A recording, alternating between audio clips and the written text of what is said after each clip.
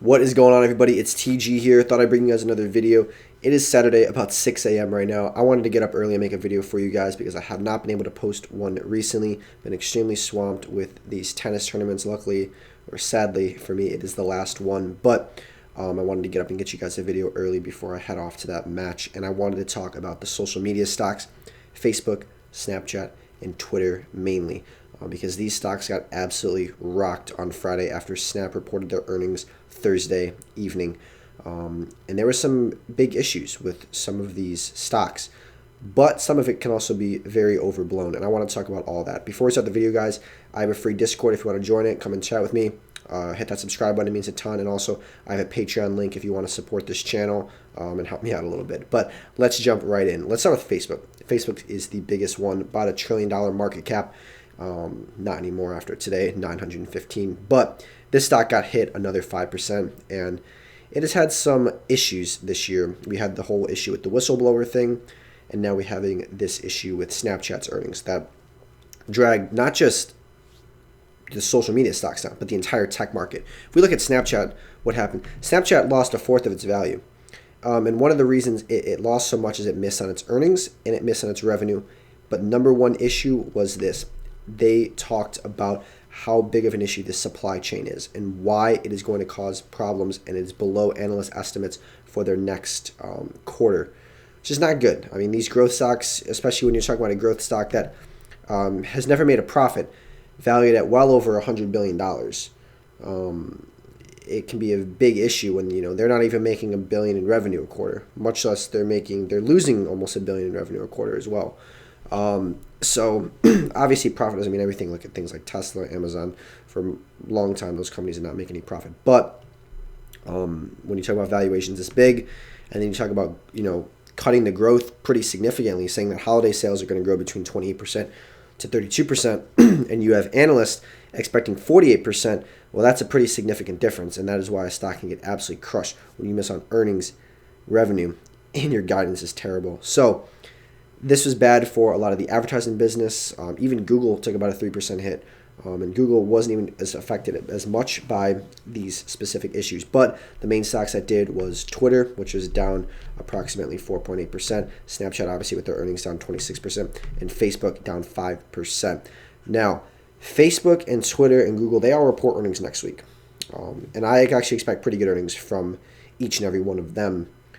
But I could see them saying something about the guidance. I could see Facebook saying something about Apple's policy, because we know that has a big issue on it. We remember the App Store changes and all that, making it a little bit more difficult for Facebook to use their ads.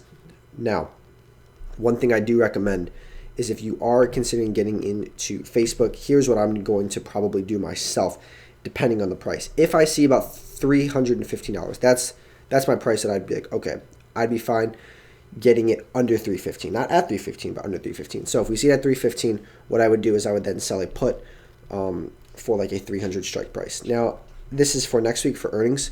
Implied volatility is very high because of earnings that week. So if you look at this, like implied volatility is like 61%. If you go out to like November 12th and do that exact same put, implied volatility is 42%. So pretty significantly lower. I would obviously go out far now. I don't do short-term stuff anymore after getting demolished with that. You learn your lesson once. Okay. You make the same mistake twice. You make it 3 times. No. You learn from those mistakes. So I'd be selling 300 put, and I'd get about $1,600 for it for March at 300. Be pretty safe. Honestly, I'd even consider doing a 310 put, depending on where the price is. But again, you can make some good money. Implied volatility 34%, not too high. Even your theta, you're going to get $8 a day. Not as big as the theta, obviously, because you're going so far out. If you wanted to be a little bit more risky, I guess, go for this one. Get $1,000, basically exactly. And your theta is going to be much higher because it's closer to expiration. So you're going to be getting about $10 a day on that theta. So 35% implied volatility. But that is for Facebook. Twitter is a different story as well. I personally prefer Facebook over Twitter. Twitter's obviously not going anywhere, but there's obviously a lot of issues with Twitter and the censorship and all that crap. So it's hard to get tied to a company like that. And then you also saw with like Trump's SPAC DWAC that is going to be a social media network, and we see what happens with that. So, it's kind of crazy that this is happening. That the stock went up 850%, well more at one point. In literally just a short amount of time, up over 1,300% at its peak. I mean, this is a stock that hit $175 a share. Crazy for Trump's app Truth, his social media network. So, and they merged with that SPAC company. So, it could be a problematic to Twitter if a lot of the Republicans, decide to boycott Twitter and go to Trump's platform instead. I could see it being an issue for Twitter. Facebook, I don't think will be as affected, just because Instagram is basically the only thing that there is when it comes to that type of service. Twitter is basically just blogging or just tweeting. Facebook, you have multiple things like Instagram and obviously Facebook.com. But Instagram, I don't think is going anywhere. I think it's a very unique platform. And so it gives it a lot of stability, whereas Twitter, it's literally just you post things, so it's a little bit more susceptible to companies coming in and potentially competing with it. So it's hard to tell what to do in this situation, but personally, I'm just going to be on the sidelines watching, seeing if we see an opportunity. But I know a lot of you guys in the Discord have gotten into positions in Facebook, and one of you or two of you have gotten into Snapchat after the big drop. Thank God, not before.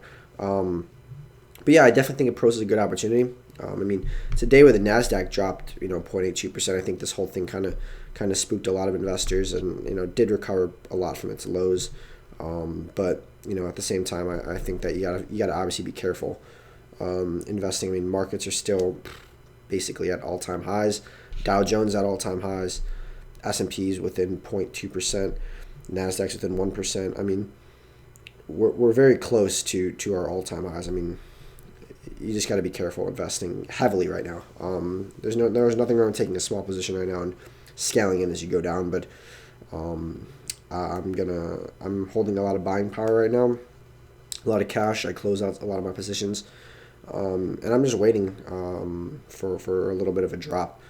I think next week with earnings could be that opportunity. If earnings are solid and the stock still drops, well, that gives you a perfect opportunity because the company's still growing and the stock drops. It's a great opportunity. So anyways, guys, I do have to head to this tournament now, but I really want to make this video for you and talk to you guys, and hope you guys are doing okay. Again, feel free to chat with me in the Discord. And yeah, I will talk to you guys in the next video. Let me know your plays on all this stuff that's going on, and I will see you guys in the next video. Take it easy. Have a wonderful day. Goodbye.